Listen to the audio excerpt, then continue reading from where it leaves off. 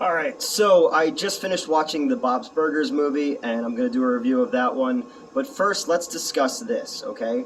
So, before we had the grand reopening here, we gutted the projection booth, basically, threw out all the old 35mm gear, scrapped a lot of the metal, cleaned up a lot of stuff, went through cabinets and drawers that have been up here forever. And one of the things that I found was this cursed image of a clown that was behind a wall, and it's not what I expected to pull out of the wall.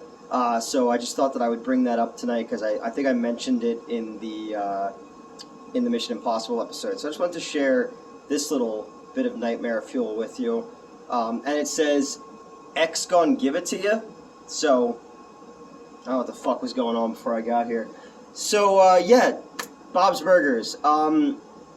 Nobody wanted to watch the movie with me tonight, so I ran it after closing. And I was here 11 to 11 today, and I'm fucking tired, and I'm doing 12 to 12 tomorrow. But I didn't feel like going home, and I really like the show Bob's Burgers. I've been watching it probably since it came on.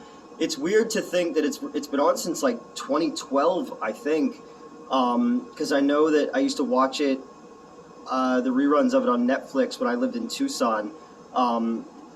And I haven't really caught a lot of the episodes of the last few years. I don't really watch a lot of TV if it's not some streaming service thing, because I finally watched the first 2 episodes of Obi-Wan, and I'm starting Stranger Things Season 4, which I've liked so far. I liked Season 3, though. Season 2 just felt like Season 1 over again, but Season 4 has been pretty cool so far. I like all the, the Nightmare on Elm Street parables, and then having Robert Englund in it as well, but we're not talking about that. We're talking about Bob's Burgers.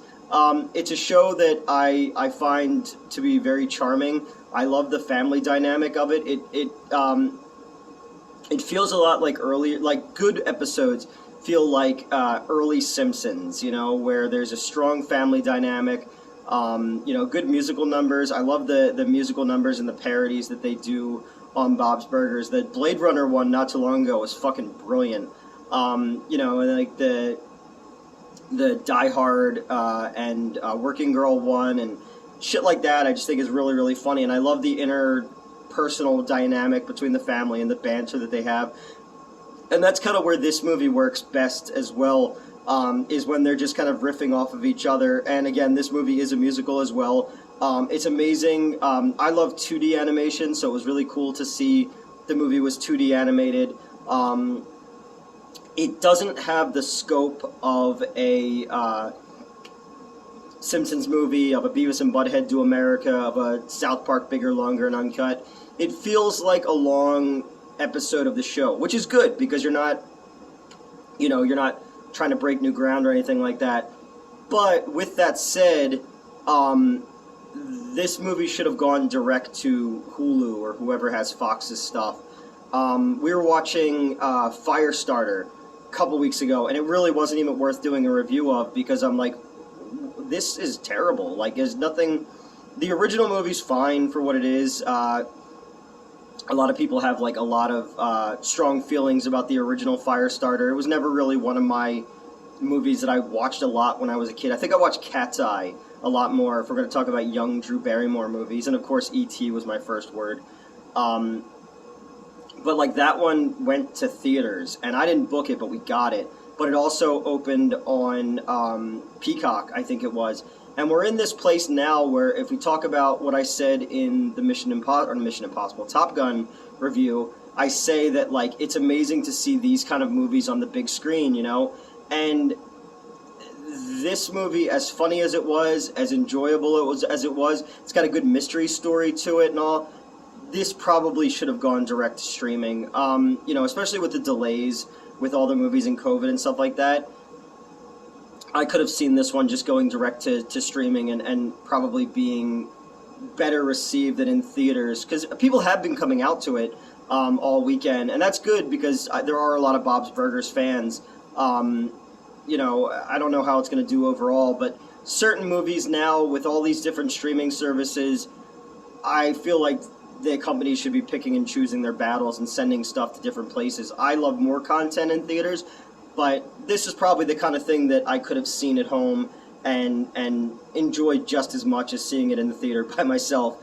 But the movie basically revolves around Bob is going to try to get an extension on their loan, and they psych themselves up that they're going to have this amazing summer, and there's a big musical number, and the kids are the same way. Tina is going to ask Jimmy Jr. out, and Louise has something that she's hiding that revolves around her ear hat, and what's the little boy's name? No, I just forgot. I watch the show all the time. But yeah, so he wants to start a band and all this kind of stuff. And then just as they psych themselves out, the loan is denied, and then a fucking sinkhole opens up in front of their house, which makes it so they can't even sell burgers to make the money they need to pay their rent and the loan back. Louise is called a baby in school because she won't do this hanging off the monkey bars thing, so she's going to go down into the sinkhole to prove that she's not a baby. And there's actually some really funny banter between the kids as she's going down there. She falls, and it reveals a skeleton, which then makes it they have a sinkhole in front of their business. They can't be open. Now it's a crime scene as well. And there's a whole murder mystery about Cotton Candy Jim, who was a carny, and who was murdered. And they think that it was Mr. Fishoil, their landlord, who's a fucking weirdo.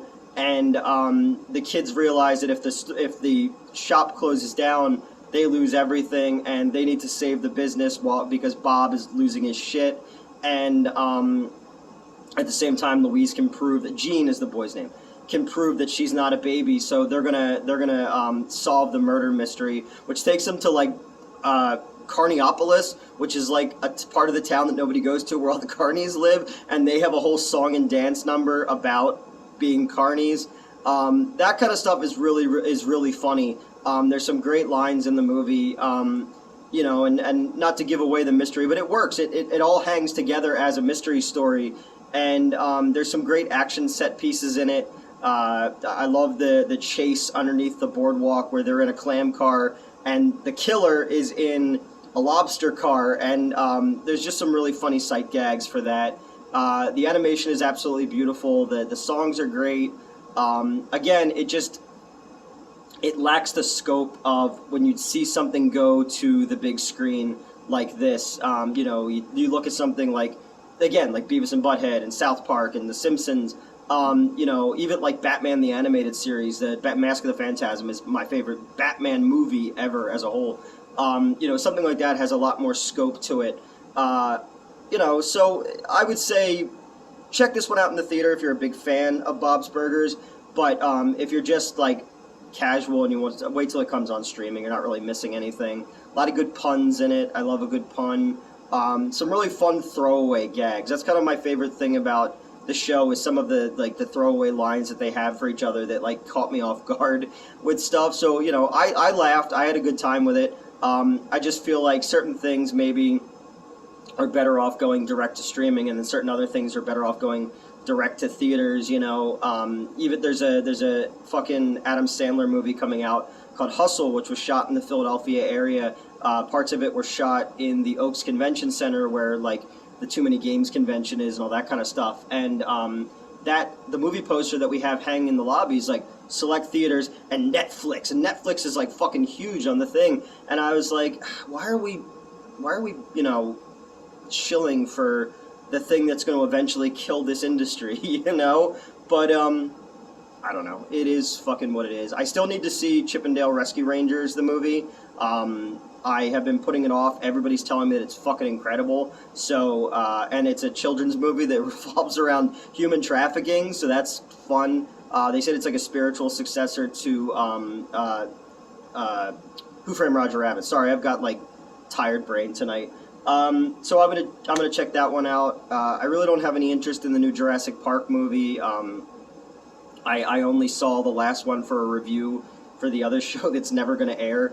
But all in all, I have a creepy clown picture, and it's air conditioned here because it's hot as fuck outside.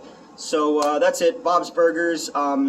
Big fan of the show. I thought the movie was a really fun, long episode. but not crazy sure it deserved to go to a movie theater. But I hope it's doing well. I want to see them do more stuff, you know, and I'll need to catch up on the show and watch some more of the episodes, because like I said, the parody stuff they do is incredible, and the musical numbers are great, and I love the cast, you know, John Benjamin going all the way fucking back to Home Movies, which is one of my favorite cartoons ever, as a young wannabe filmmaker who's now an old wannabe filmmaker. So, yeah, that's it. I want to just sit down, do a quick Bob's Burgers review. They didn't work everybody into the show who's like my favorite characters, but a lot of characters show up in the end credits and stuff like that. I don't know. Let me know what you thought of it if you had a chance to check it out. It's probably at 2 hours long. It's probably a little too. I'm not trying to shit on it, and I know I sound more negative. I'm trying to be like, you know, positive, because I really did like it, but it's probably a little bit too long. You probably could have taken out the Jimmy Jr. stuff, because we've seen that before on the show so many times. And the story would have been a little bit tighter. I saw some reviews that were like, oh, take out the musical numbers. No, I thought those were great, and I thought the staging of them was really well done, especially for 2D animation. So, yeah, let me know what you thought. I'm going to go home. I'm going to leave my cursed clown picture here, and touch the darkness, Newt. All right, I'm tired. I'm going to go. Bye.